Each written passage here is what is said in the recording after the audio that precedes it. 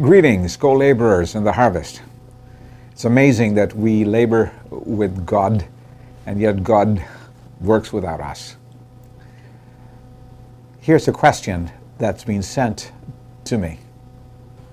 Two questions that you've submitted are related. One says, most of our Christian youth do not go to the church or have fellowship. Why? What can we do for them? Another question, are there any practical ideas to give continuity to the gospel from generation to generation? How to avoid new generations getting farther and farther from the Christian faith? These are both strategy questions and theology questions, isn't it? Theologically, no generation is exempt from straying away. In fact, we're all within 1.5 generations from complete decline and disarray. That's why the discipleship process becomes critical.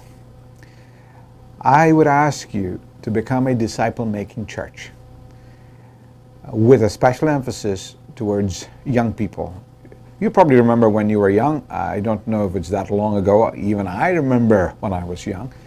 There are 2 or 3 men who invested in me, just basically in relationships and hospitality, became friends. Very seldom did they actually talk about the Bible and specific questions unless I brought them up. And I think you should provide those kinds of relationships and forums of celebration as well as interaction. Young people are the future of the world because that's how the world operates. We have 100% mortality rate, as you know, and we are closer as we get older to the great equalizer called death. So invest in your youth. Different parts of the world, they gauge the age of youth to as high as 35. As long as you're single, they see them as youth. You'll have to decide as to what is youth inside your country and your context and your culture. Now, India, for example, something like 750 million are under the age of 18. That's just a huge group. And unless we have some new technology models of delivering the message, but also following through with the message, you and I are not going to reach the youth of our world. And finally, there are youth ministries. Youth ministries which focus not so much on the message, which will always be anchored and founded and clear on the cross and the gospel, but how it can be in winsome attractiveness presented to youth. It could be music, it could be presentation styles, it could be issues and subjects and concerns that they have, and then of course technology.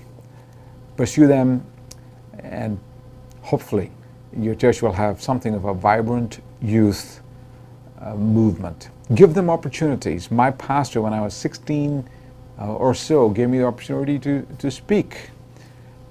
He wanted to invest in us who are youth, and that church from southern India has yielded a whole bunch of leaders for the church across the city, across the country, and really across the world.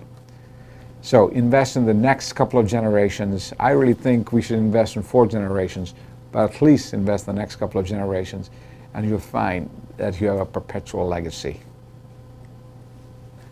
I'm grateful for questions that you send.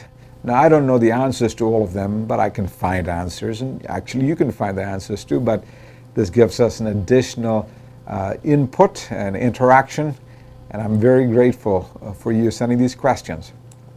Send us some more. I look forward to them. We'll keep in touch.